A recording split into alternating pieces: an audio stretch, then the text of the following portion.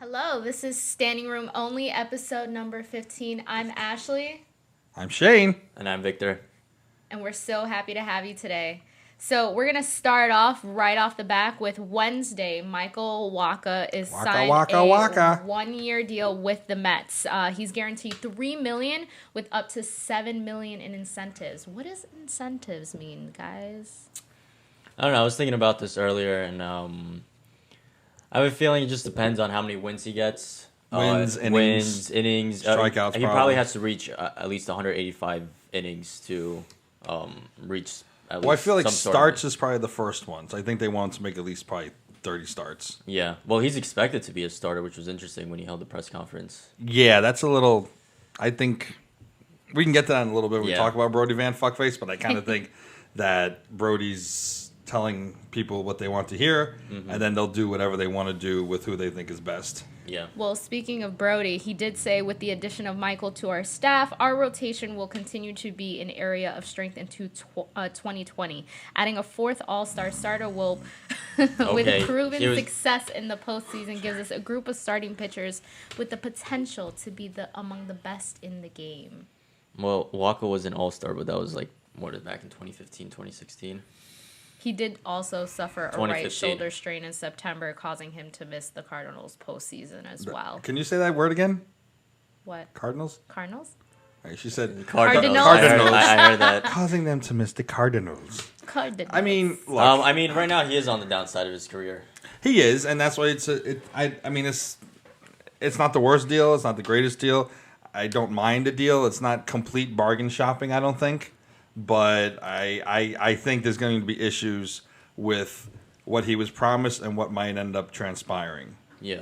But all in all, I think it's good. It'll probably be game started, innings reached, strikeout, and a lot of statistic incentives, all the analytics incentives. And we'll see if a team that acts like they're a poor market team, a secondary market team, laces things with incentives, and that's how the Mets operate. And so, fine, he agreed to that. My issue is going to be if he has any. I don't really know him personality wise, because he's never played here, so we don't really get to know him in the press. But if he has any kind of ego and he ends up not in the starting rotation on a regular basis or starts the season there, and they have him in the pen, and they wait for someone to get injured. Who knows if maybe that's going to be an issue that he was promised one thing and he's being delivered another thing. Well, so the Cardinals manager actually was saying. You're going to make fun of me for that for the rest of the day. So this is now the Cardinals jar. Yeah. So they were saying that he's actually had a really positive impact on the Cardinals and the growth of other pitchers, and that he has a lot of residual value, and that he's technically a manager's dream. So with that said, he might not be one with that ego. I hope not. I mean, I just don't know. I just worry about how the Mets will often promise. They always say one thing, and then they do another. To the fans, to the players, and I always just worry about them biting them in the ass. But time will tell. Hopefully, it's a fear that's unwarranted. Well, as we were looking at the MLB trade rumors, there was one fan comment from Jack Straw B where he says, talk about nicking, chipping, and destroying the truth. Wacha hasn't had an ERA below 3.4 in 85 plus innings since 2015.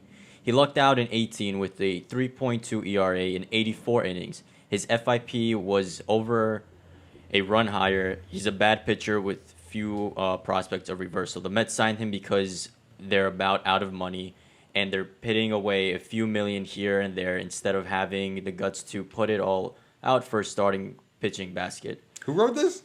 It was Jack Straw B. It was either on the SNY. I like his language. Yeah. I like his language. He's telling it like it is. But we'll get to that money thing in a few topics from now, because the money may no longer be as tight as they want to act like it is. Yep. Well, and then going into the second part of the news, so following the day after, Rick Porcello signed a one-year deal for $10 million. So, I mean, in my thoughts, Porcello, he isn't, the 2019 Vargas, so we did improve in the fifth starter role. Yes. If granted that we take DeGrom, Syndergaard, Stroman, Matz, and Porcello as our fifth starter. He did struggle last year, though, which is a little concerning for Mets fans, and I think that's where he's not being received well within the fan community. Yeah. I think the fans are just tired of nothing I don't think any move was short of Bumgarner, short of Strasburg, short of somebody huge, was really going to please the fan base because we're just tired of it being a stale market for us every year in and year out. I mean, we were talking about it last week, the idea of Porcello, and we were like, okay, you know what? I mean, I like the Why idea not? of Porcello. Yeah, I mean, as a fifth starter, sure, great. You know, I do like the fact that it was Wacha and Porcello. Ideally, it gives them some wiggle room for the fifth starter. Maybe a fourth starter. Who knows how Mats is going to do? Yeah. So I don't mind it. I have fears of my own that we'll get to in a little bit, but like I think it's a decent move. Does it satisfy us? No, but I don't think really anything's going to satisfy us until this team starts actually spending wisely. It may also give us the flexibility to trade a starting pitcher or maybe move someone to the bullpen. So there have been thoughts of, Thor possibly maybe getting We have a slide traded. for the rotation coming up, right? Yeah, we do. Let's see I this. mean, just to touch upon the Porcello signing once more. I mean, when you look at his stats, he was 14-12, 5.52 ERA. So that's kind of the big red, flag Huge that red we flag, have for yeah. him. He did play on a Red Sox team that played poorly last season. Yeah. However, he does have upside where he did win the Cy Young Award in 2016, and then he was part of a World He's not Championship that far in off from 2018. being competitive competitive and being good. And yeah. based on his stats, it's like he tends to fluctuate a lot in terms of he'll do poorly one year and the next year he'll pick it up. So maybe could this be a comeback year, especially coming from an A where you only pitch in the AL now versus NL teams?Uld that make a difference? A little for easier, him? maybe. Yeah. They say. And hopefully, we actually, for one time, benefit from the change of market. How many times have we seen a player leave us, go to another market, and it's like refresh, restart, Yeah. Absolutely. and It's like a new job. Yeah. Hopefully, And I think- hopefully we benefit from that. I think he's not far off. Absolutely. And for the Mets, it's a little bit of a low risk situation because you only sign him for 1 year. So if he does fail, he struggle a lot in New York.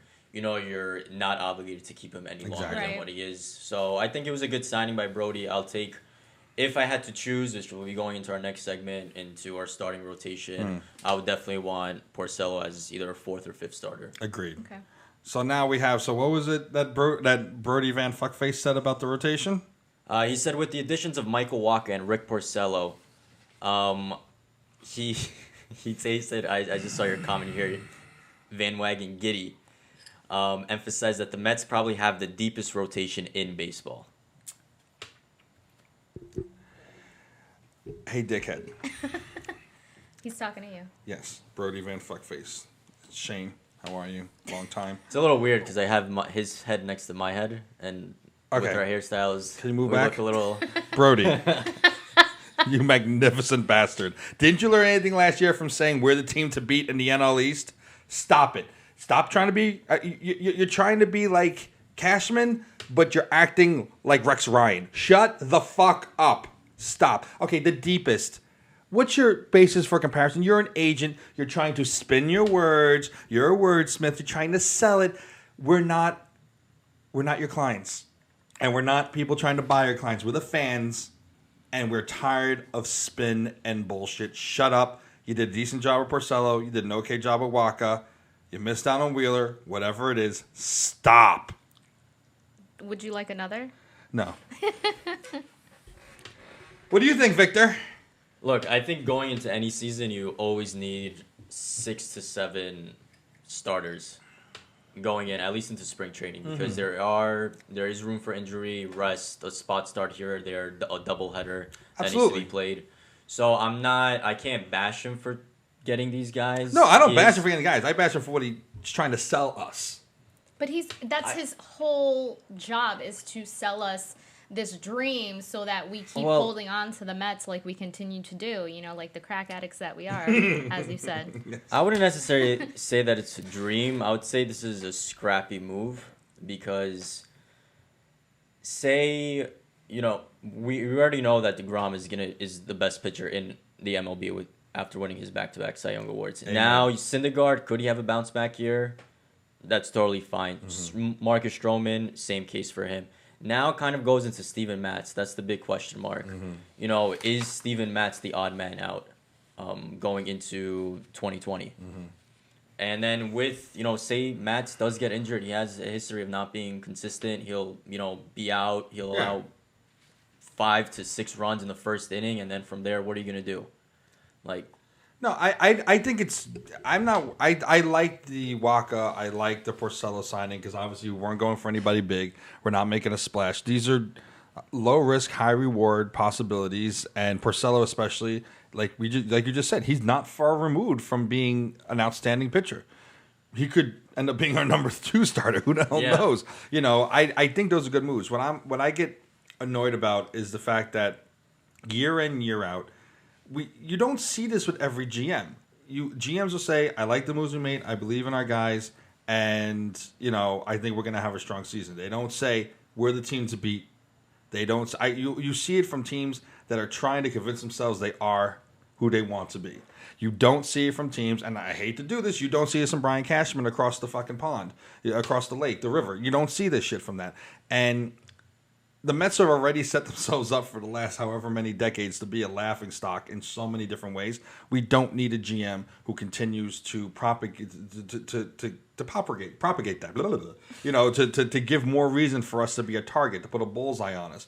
Like, we're in, one of our commenters, one of our viewers said, I was talking about how the Braves are up and coming, and maybe that's a stupid saying for me. I feel that way probably because they keep getting eliminated in the first round, but they did win the division 2 years in a row. We also had the reigning world champions in here. We got a Phillies team that has greatly improved. We got the Marlins. We're looking like a 4th place team, and he wants to act like we have the best pitching rotation in baseball. Do we?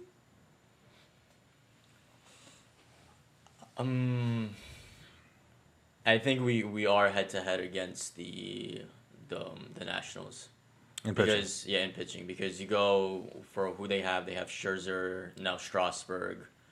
It's kind of, we all have our coveted DeGrom, but then who's going to be our number 2 guy? Exactly. I know fans it's biasly will say, oh, it's DeGrom and Syndergaard, but we want it to be. But who knows? But it doesn't. Yeah. Who knows if it is? And then the Nationals also have Corbin as well. So then it's like, how does that match up to our top 3 pitchers? Or who will be our top 3? Or I guess who will be our 2 and 3 pitchers going into next season? And we just don't know. The plan is DeGrom, Syndergaard, and Stroman.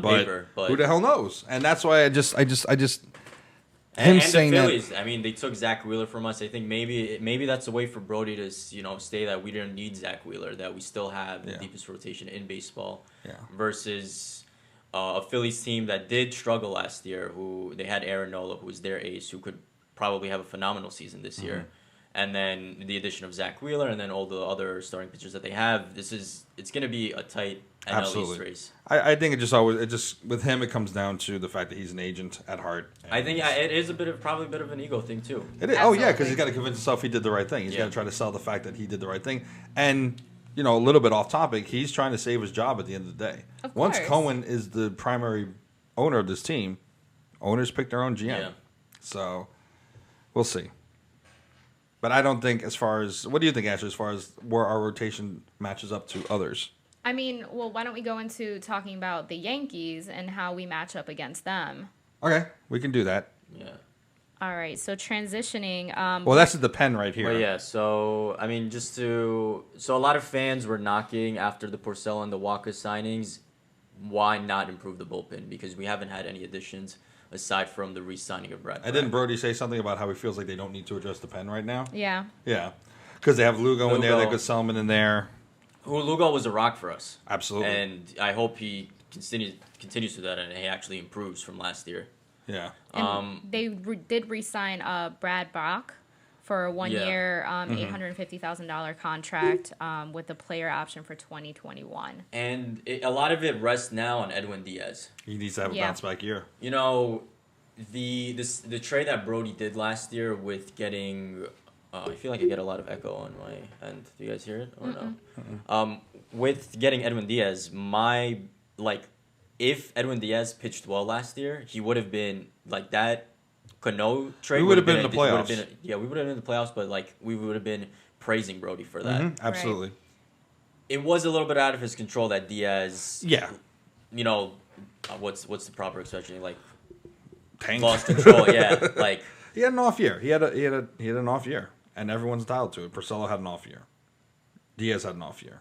Absolutely. People have Okay, off so years. considering Diaz's struggles, I mean, is there a thought to maybe bringing in Will Harris, former Houston Astros relief pitcher and 2016 All-Star? He could be an excellent addition to the bullpen. Maybe even thinking like a 1-year contract for him, just like everybody else that we're starting He's a to free bring agent in. right now? No, I doubt we will. It's tough Is to he say. free agent or is he a trade? No, I think he's a free agent, I and think then he's a free agent. Betances is a free agent as well. I believe the A's might have gotten Blake Tiernan. I have to double check that.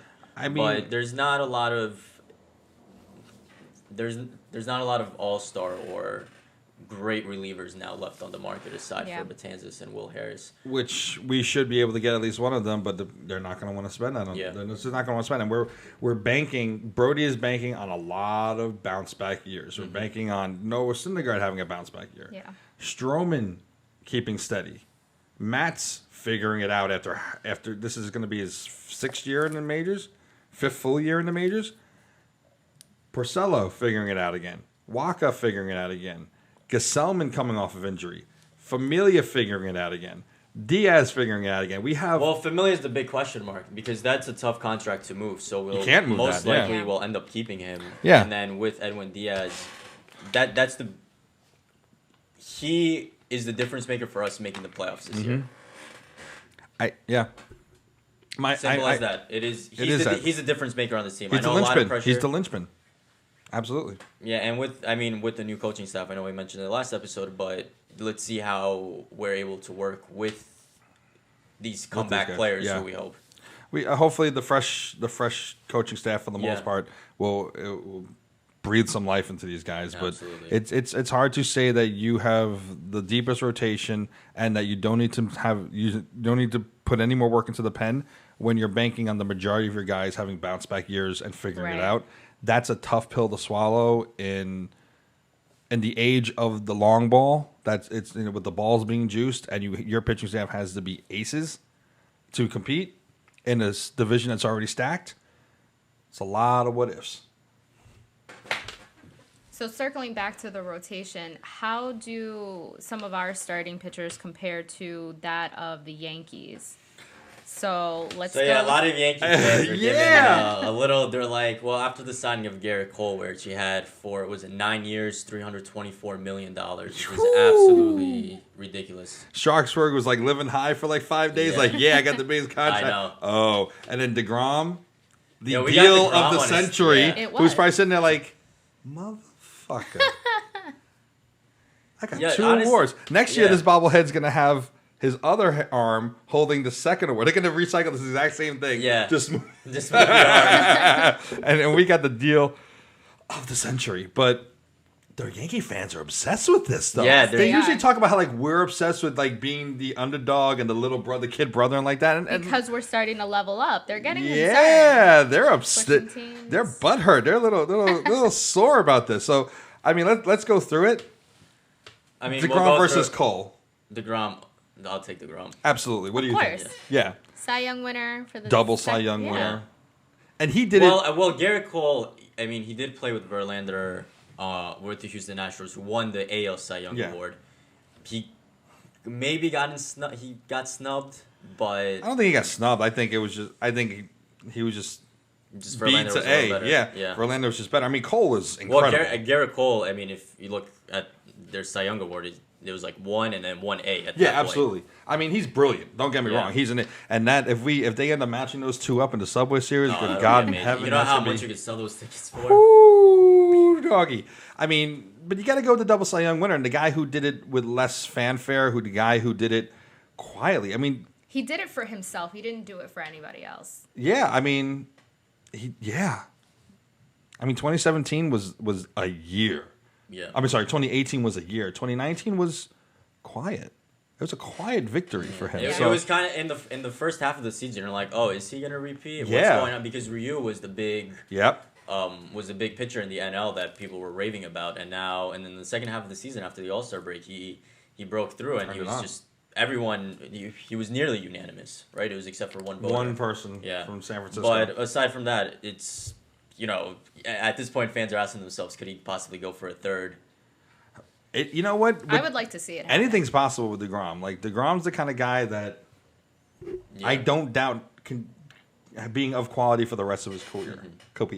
He'll do it modestly. Yes, absolutely. And hopefully he'll have a chance to do it on the big stage once Cohen takes over. But it's tough. I mean, I have to give it, like, even to Yankee fans, Garrett Cole's a phenomenal pitcher. So this is very head-to-head, like, but I think DeGrom just barely takes it. There's a chance we have 2 Cy Young winners in New York next year. Yeah. All right, moving on. All right, Thor and Tanaka.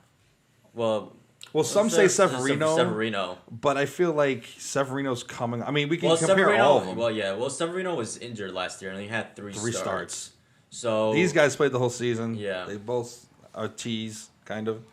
I don't know. I mean, you kind of flip like Stroman, Severino, Stroman, Tanaka, Thor, Severino. I mean, going on like just who actually played last year. You would let me compare these stats. I have to give it to Tanaka. You would give it to I give it to Tanaka versus Thor or Stroman. Okay. I say Tanaka just because of how Syndergaard's this last year went. Yeah. We don't know what we can expect from him going forward, so I think on this front, Tanaka's a little bit more consistent for me. Tanaka gets the shaft from many Yankee fans because with the deal he got and coming over in the fanfare, they expected him to be, 10 consecutive Cy Young awards.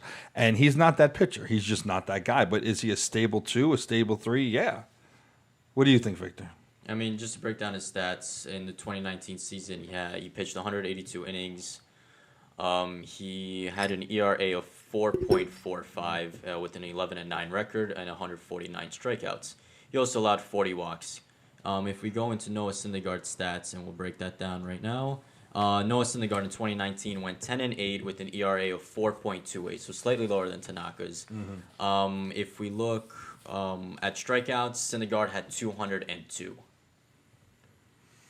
So after hearing that, would you still go Tanaka over Syndergaard? Yes, because he's in the AL. Okay.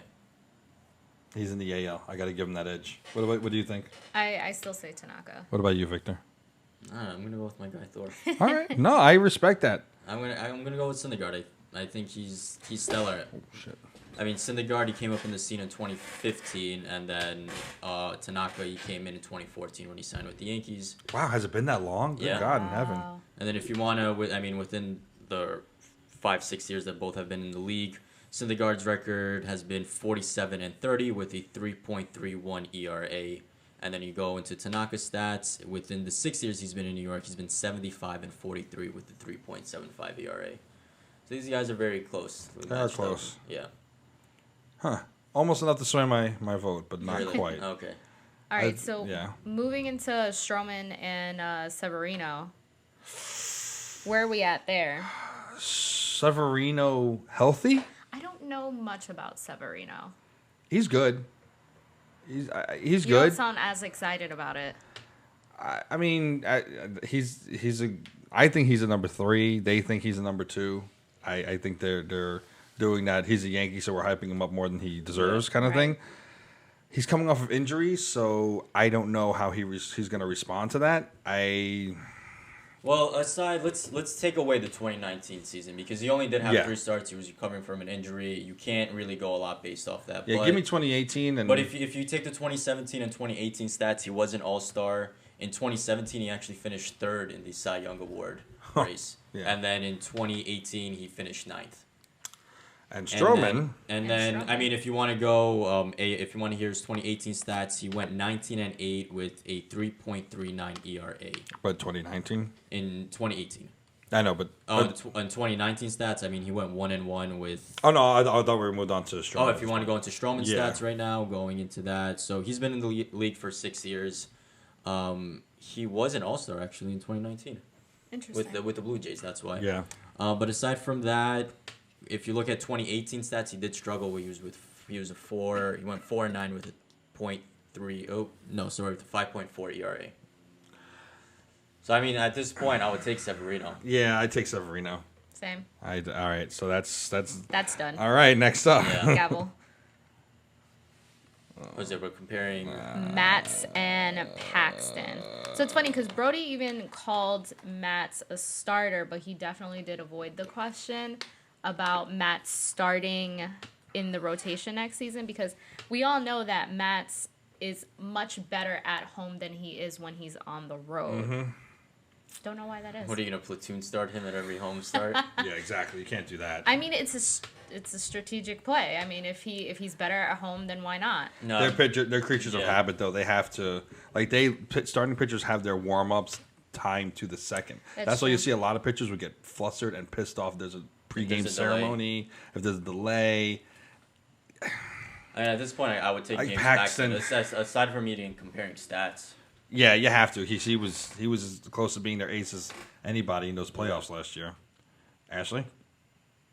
I don't know. I'm torn. No, you just don't really know who Paxton is. Yeah. Basically. Well, with Paxton, I mean, just to give you like a light summary help about that. He did pitch with Seattle for 6 years, and then the Yankees signed him, or was he acquired through trade? I don't know. Yeah, either Yoder. The Yankees acquired him in 2019 at 30 years old. Last season, he went 15-6 with a 3.82 ERA, pitched 150 innings with 186 strikeouts. You'll look at Steven Matz. He's been in the league for 5 years with the Mets. He is 28 years old now. Last season, record-wise, he was 11-10 with a 4.21 ERA. He pitched 160 innings, so he has 10 innings. He's probably an extra start or two over Paxton. And then if you look into his strikeouts, 153. I'm still not impressed by it. No. I'm really not impressed by either one of them. No, Paxton is good. I think Paxton's playoff run taints our view, in favor of him. I gotta give it to Paxton. I mean, even Matt should be entering the prime of his career at 28. He should be, but he's just not. I mean, look at 28 Paxton. He was 12-5 with a 2.98 ERA. Give it to Paxton. Yeah, I absolutely agree. And then in 2018 season, he had a great record as well. I lean slightly towards Paxton, but it's very slight. I think we convinced you, actually. All right, so then we have the question marks of who's going to be 5. We have Porcello and Wacha versus Happ and Montgomery. Let's go. I got to say... I say Porcello and Wacha. Well, because I don't know the other two. Well, no, that's fine. I mean, with Montgomery, he did come up in 2017, so it's a small census to go off by, because last season he didn't really pitch much.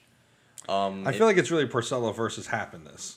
Or if you want to go Porcello Happ. Well, I just feel like that's really what it comes down to. Yeah. It's almost like Montgomery, Wacha, question marks. You know, what are you going to get? What are you going to get? You have more of a sample with now Wacha. Is 36 zeros, and then Rick Porcello is 30 years old. Then I'm giving it to Porcello and Wacha.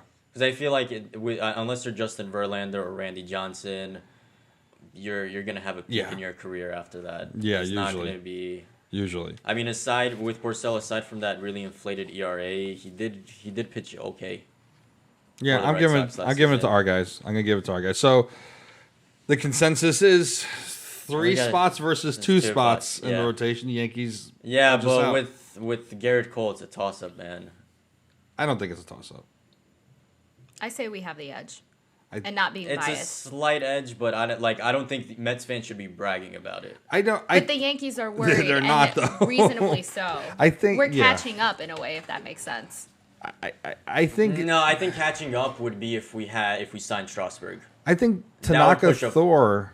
Oh yeah, that would push us over the edge. However, or now, Bumgarner. Yeah, but I think with Jake has done it quietly, maturely, on a struggling team more consistently than Cole has. Cole has really one great year and other really good years. DeGrom has some really great years. He was great in 2015. He was great in 2018. He was great in 2019. He was damn good in 16. He was damn good in 17. Like and he's done it on a team that does not provide a lot of help, which is why he wins Cy Youngs with 10 wins per season. I have to give more than a slight edge to that.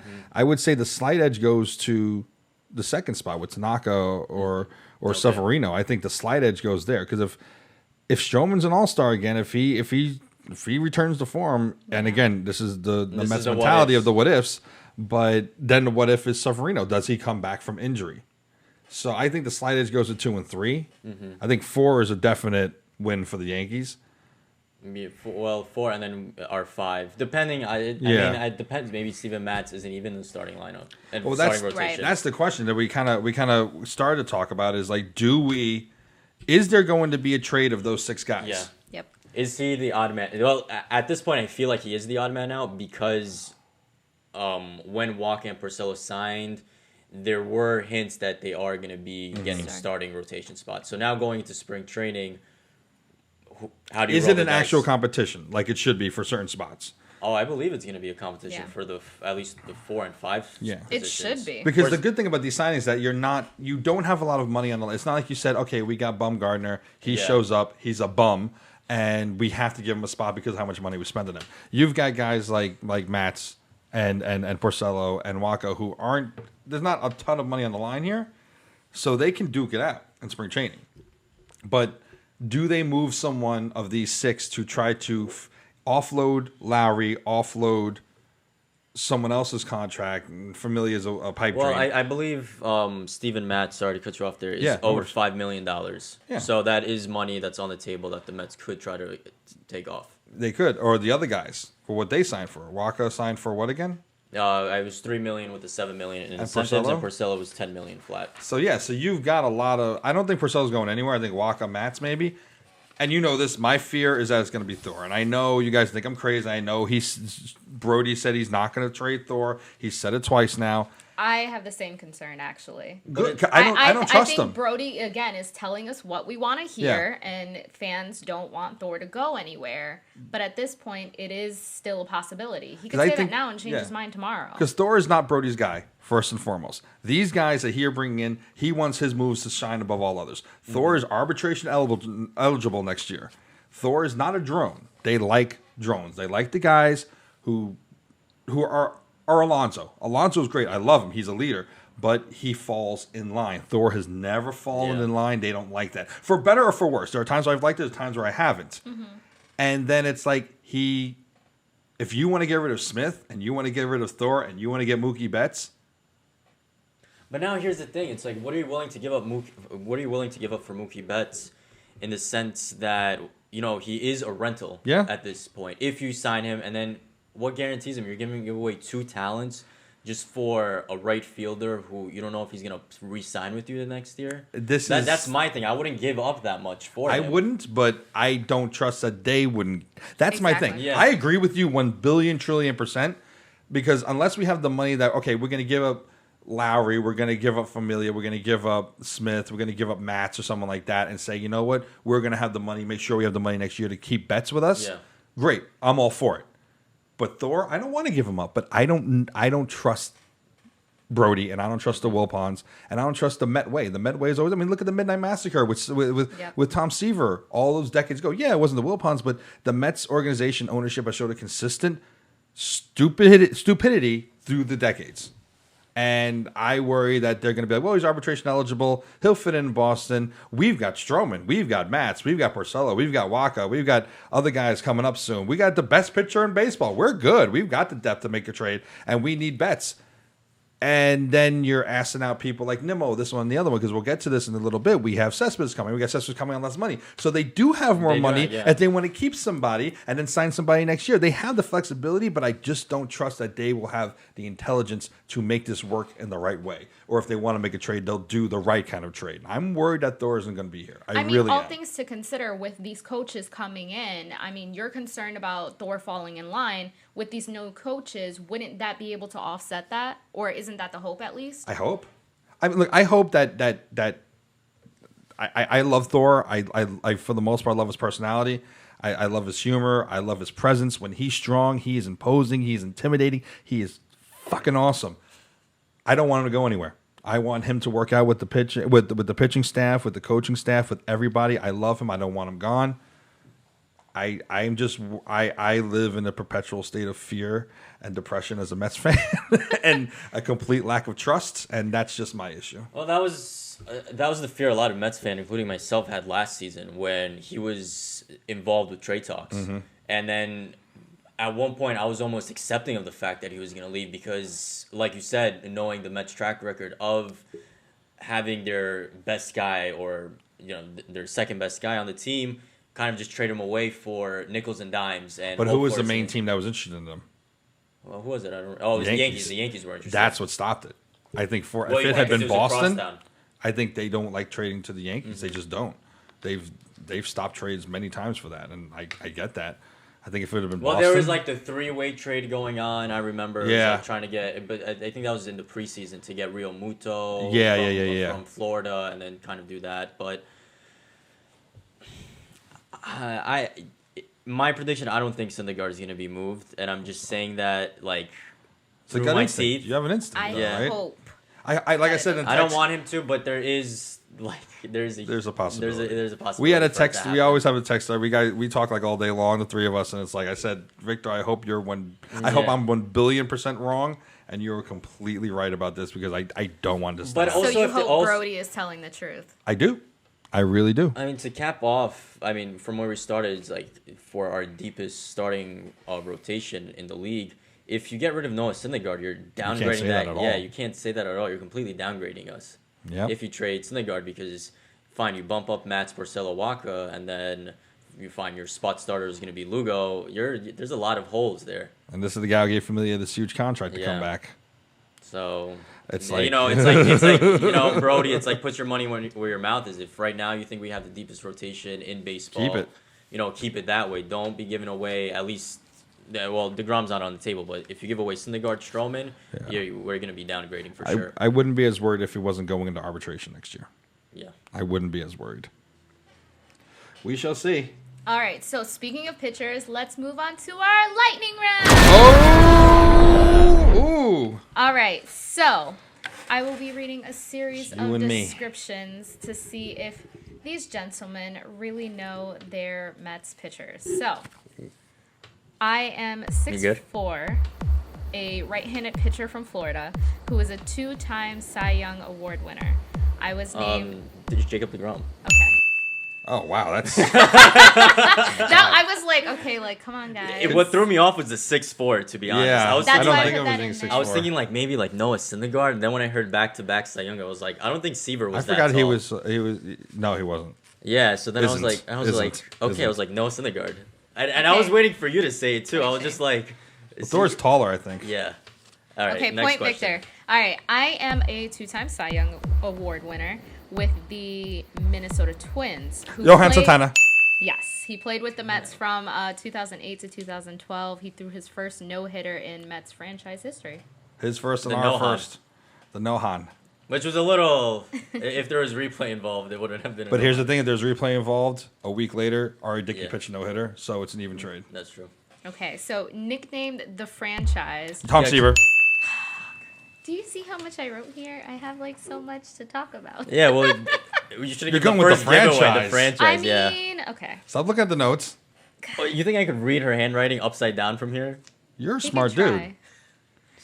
Okay, so I played one season with the Mets in 1997. I appeared in 54 games as a pitcher for the Mets, starting in 2 of them. I tragically passed away. David Cohn? No, after not David Cohn. the 2006 season, when a small plane I was co-piloting crashed into a building in New York City. I remember. Not. I also but I don't know. played with the name is the Devil Rays, the Athletics, Blue Jays, Phillies, Reds, and the Yankees. You got it. I know exactly what it is. I remember seeing it happen on breaking news. I thought it was not Cohn. No, Cohn's still alive. No, it was. First game I went to him as a kid was David Cohn. Fuck. Yeah, I know he pitched for the Yankees too at one point. Who is it? Who used? I would Google Corey it. Little. Corey Little. Yeah. No, I wouldn't have gotten that. All right, point Ashley. Point Ashley. 2-1-1. All right, so final one. I am a Japanese pitcher who was famous for having an unusually long windup when there was no one on base. I only lasted 1 season with the Mets in 1998. I was later inducted into the Japanese Hall of Fame in 2014. Matsui. Yeah, okay. Mets, Japanese Is that your pitcher. final answer? Yes. What about you? I'm Googling it right now. No, don't you Google. All right, I well, have he no doesn't- idea. I he don't doesn't know get who the it point. is. Who is it? Okay, it's Hideo Nomo. That's right. All right, I win again. 2 No. weeks in a row. I got No. 2. Oh, she The had house 2. wins. She had 2 points as You well. have to have a tiebreaker. I don't have any. You come up There with you a go. question to tie break between Ashley and I. Ooh. All right, fine. John Buck. Right off, I want it to be. I don't want to go too back into history because then I know Shayne's gonna Take the win. Ashley, how long have you been a Mets fan for? Like 6 months. No. At least the last year and some Ooh. slight change. The last year, so 6 months of a season. Yeah. All right, so Shane's gonna get this because any pitcher who I'm gonna refer back to the 06 Mets. Fine, I'm just gonna say for the sake of the question. In 2006, who made the Game 7 start in the NL Oliver Perez. Championship Series? Yeah, Thank you. I win. there you go. Congrats, Shane. The house Fairness. always loses. You know whose the house it is? My house, That is technically. actually So the true. house wins The house again. still wins. All right. So actually, speaking of pitchers, there is an honorable mention that we do have. Pitcher Bartolo Colon. Big sexy. So Not that man, big. this guy's been in the league forever. If we break down from when he started in 1997, he pitched with the Indians. Oh, I think my That's mic just went the out. mic, yeah. Oh, that's I that. had headphones. Okay, that's good.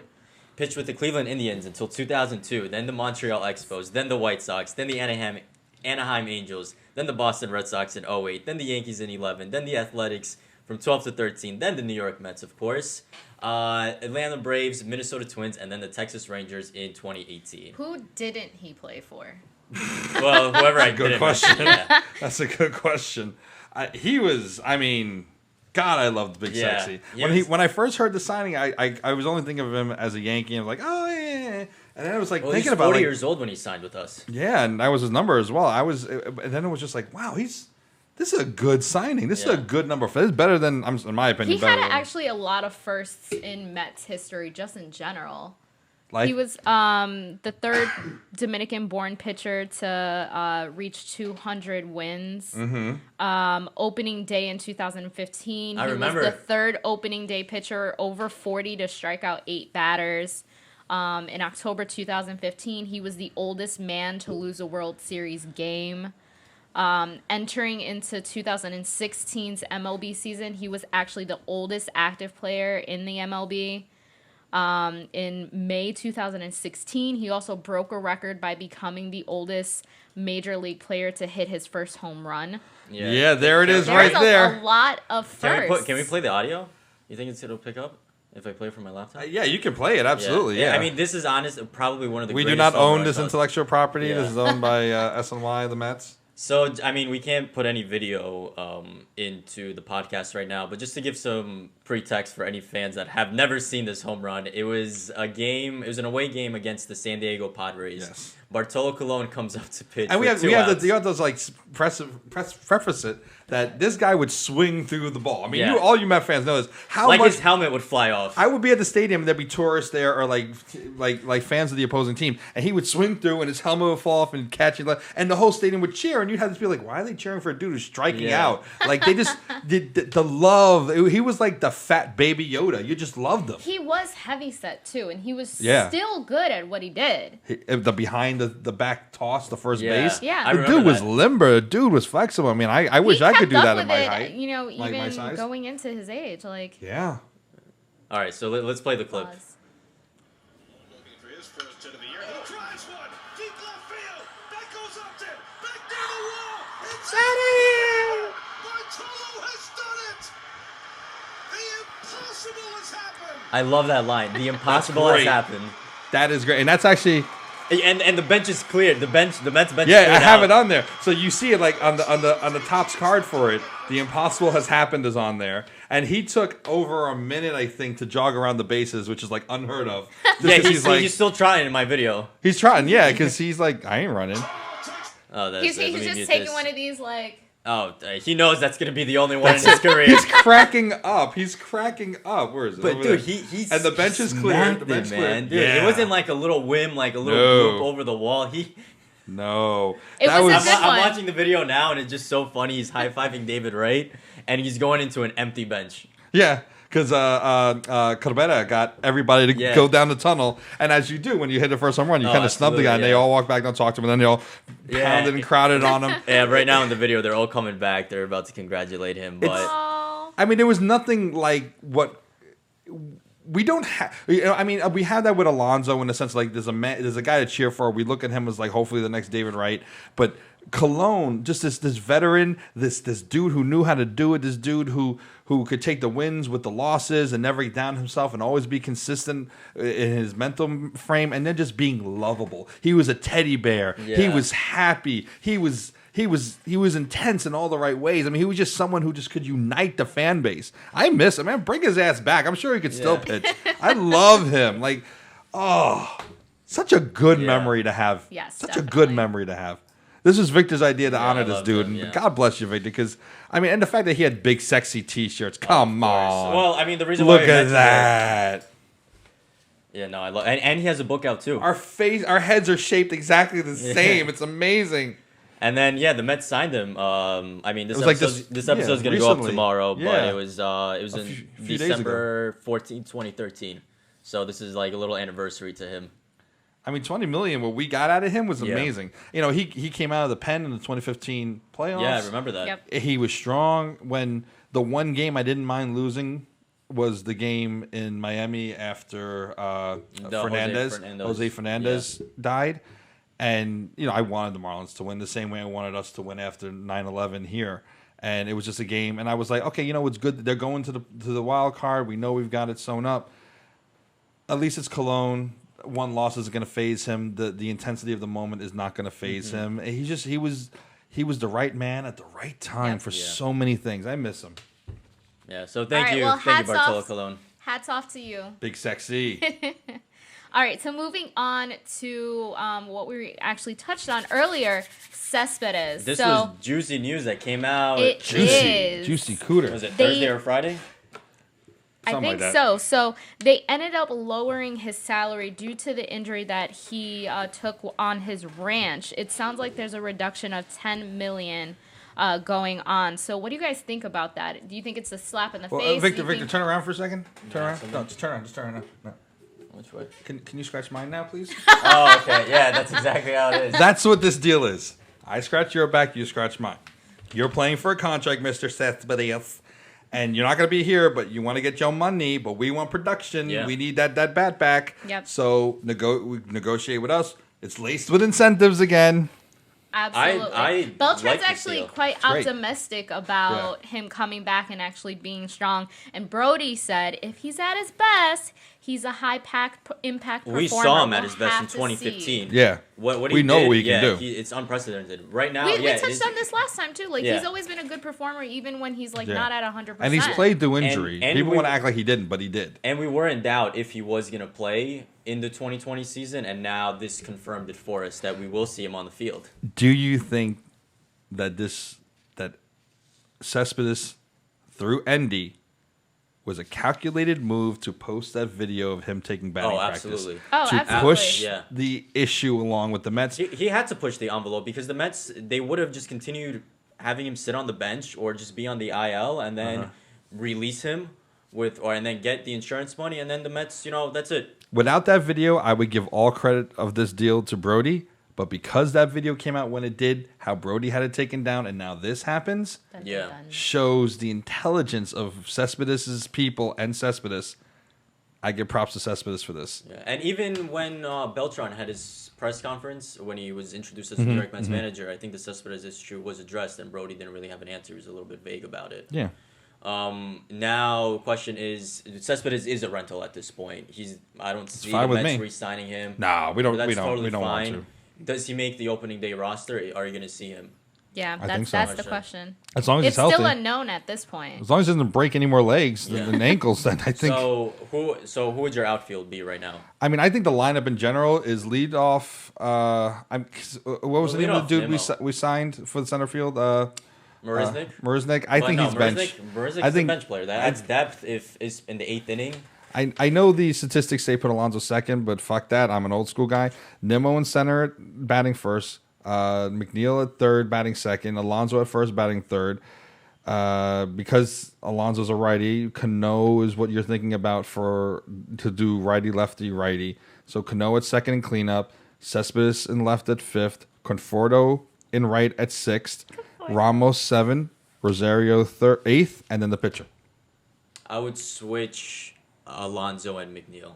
I would go 2 Alonso, 3 McNeil. Alonso. I you know still what? believe in fast guys up there because you got 2 guys with great on base percentages, and then you got the home run king that can bring 3 runs home instead of Nimmo's on. Alonso brings him and Nimmo home, and then I don't know. I get what you're saying. Like but in my thing, I feel like if Pete Alonso strikes out because he is a slugger, he's not necessarily hitting always for he won't be getting on base as much compared to McNeil. Where at least if Alonso strikes out, you have McNeil who on the Mets had the highest on base percentage and batting average, who can drive in a run or at least get on base. I don't know. With the home run king, I find that hard to say. Really? I really do. Especially because even if he flies out deep with it being a deep ballpark, then you got a dude who is already on second. You got 2 dudes. If they're first and second, you got one guy who can at least take third and another guy who can possibly take second on a fairly weak arm in the outfield. And then you got Cano, Cespedes, Conforto. I don't know. But then would you you would have Cano in the 4th hole? You need to slow your roll. Conforto. He's not married yet. Exactly. You got a shot. We'll see what Beltran does, but I would prefer. I think your way will be what ends up happening. I'm a new school guy, and I like the idea of putting your best hitter second. I'm still the 3 notion. I'm down with 3 actually. I think you put your fastest dudes first. Yeah, but then because here's the thing: Alonso, even if Alonso just gets a deep double or something like that, say Alonso's on base, say you've got Nimmo at second, Alonso at first, and McNeil gets a base hit or a double, Alonso's not scoring.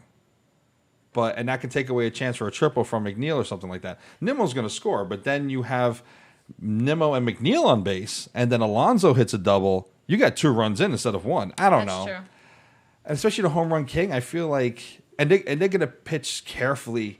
And Pete's also patient. Pete's patient too if he needs to be when he's not feeling it. Smart. Because if you got Nimmo and McNeil on base who can run, they're going to take any picture, the best picture. You can take Garrett Cole, and they're going to be worried about who's on base, and then you're worried you get the home run king up there. That is a fucking punch.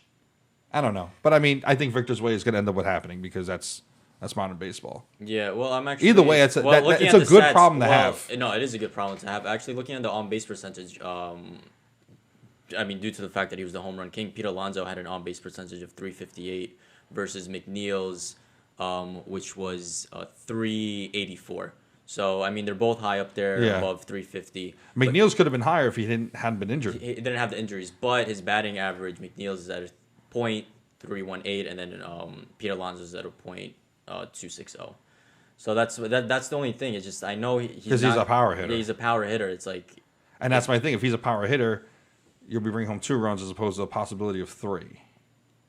I don't know. It's a great problem to have. It's a good problem to have. Maybe you switch him out depending on the Beltran's probably going to matchup. play with it anyway, so we'll see. Do you think? Especially with Marisnik, then you probably have McNeil in the leadoff spot. Yeah. If they play with Rosario in leadoff again, which I don't like. But no, I wasn't a big fan of that. But to take your outfield just like that, I would have Cespedes out in left. And then Nimmo center or in the right? Nimmo center. Nimmo center. Nimmo's a better center fielder. Yeah, I think Conforto is absolutely cool. Oh my God, Ashley!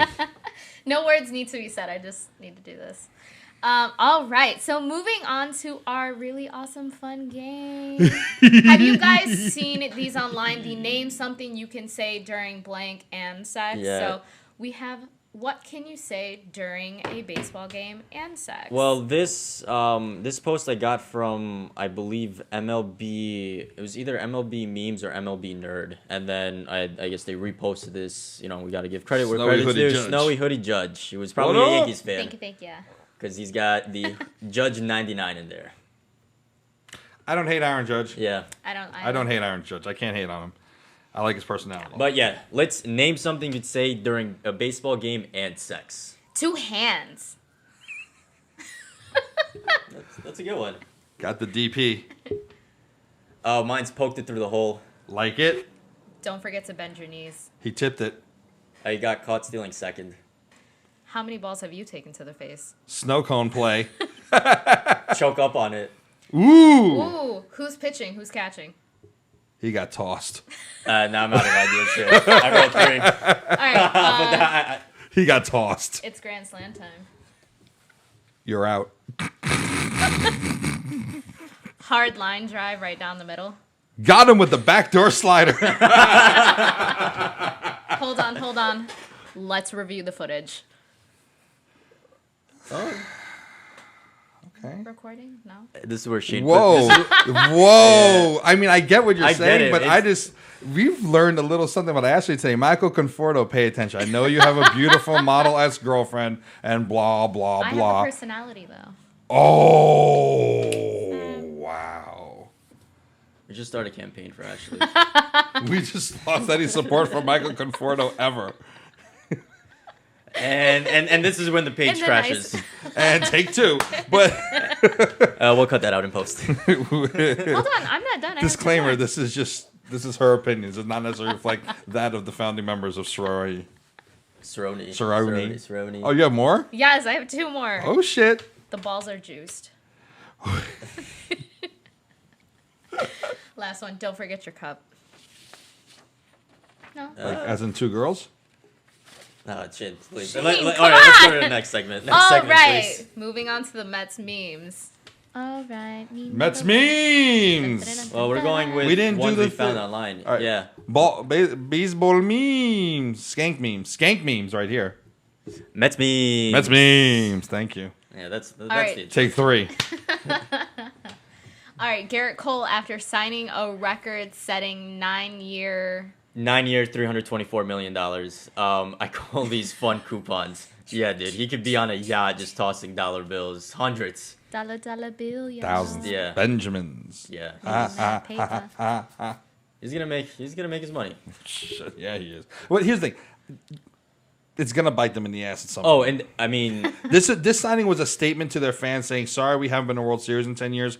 We did wait, get, no, they're in a win now. They're in a win in 2020 mode. but they got to think about how A-Rod's contract bit them in the ass, and no matter what you want to say, CC's contract ended up biting them someone in the when ass. Garrett Cole is 36, 37, I mean, if he has a success Verlander has, amazing. But you're not going to get the same production from him that you're No. probably going to get now in his prime years. But they can afford it. They don't give a fuck. Yeah, oh, absolutely. They don't give a fuck. Yeah. All right. Still on the topic of Cole. Yeah, this is is a good Spider-Man one. into the Spider-Man verse. This one I believe I found on NYM Mets Spider-Man. News _ Mets News. Yeah, so we got the large Spider-Man being the Yankees signing Cole, and then we have the younger Miles Morales version being like signing Wacha and Porcello. But guess what? It turns out that Miles Morales was the hero in the movie at the end. So Ooh, I like that. I that's like a good way to that. twist I it. like that a Dun, lot. dun. Brody's gonna watch this and steal that. Yeah. I know your love Wow. for John Buck, Shane, so that's why I put Fuck this him. meme in here. No one likes John Buck. I know, that's why I know. I just hate him. Yeah, well, this one is, I'm going to tell my kids this is Dumb and Dumber. It's a great shot. Next up. Now we're getting to We got original content. Srony memes. content memes created by your boy, Victor Oh, Plavito. it's my hand. Yeah, there we go. Yeah, so this is, have you guys seen the movie This Is the End? With Seth Yes. Rogen and James Franco. So this is a scene Oh, yeah, from yeah. then where I think the wall is like cracking down, like there's an earthquake going on, and Seth Rogen takes some duct tape and just pastes it on the wall. So yeah, Brody Van Wagen and the Wilpons trying to fix the Mets like $17 million budget. You got Wacha, Porcello, and Marisnik. That's pretty funny. I like that. I didn't get it at first, Okay, and then I got it, and it was all good. good. All right. Do you get this one? Yes. Yeah, I don't know the exact name for this meme, like the template for it. I just found it Okay. and then I replaced They look like a it. Thundercat.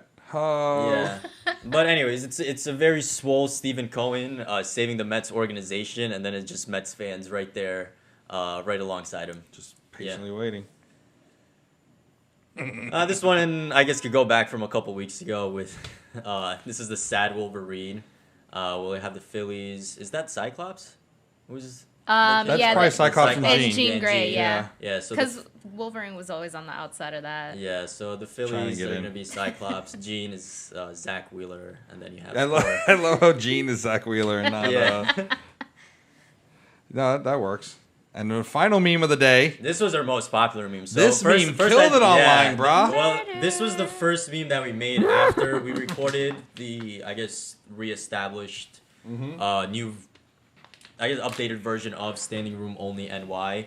So we needed a little bit of traction, and then since the Baby Yoda meme was relevant and still is, we decided to do a little photoshopping and then make a little Mets Baby Yoda. Fucking brilliant, dude. Yeah. Brilliant.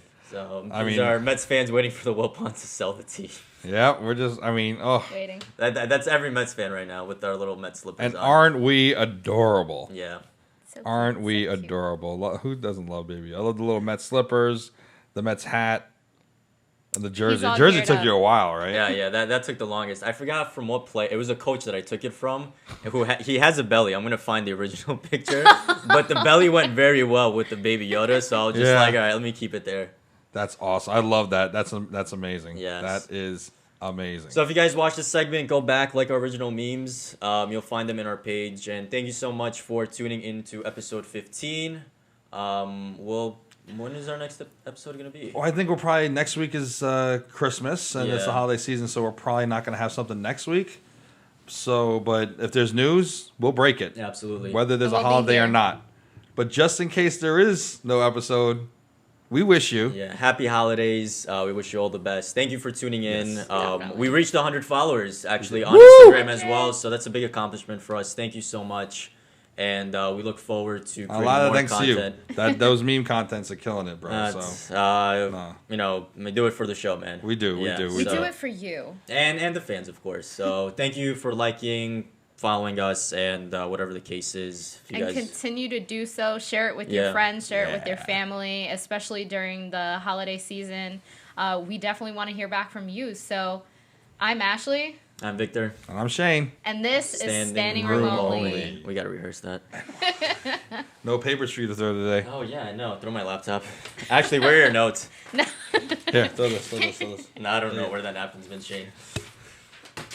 There you go.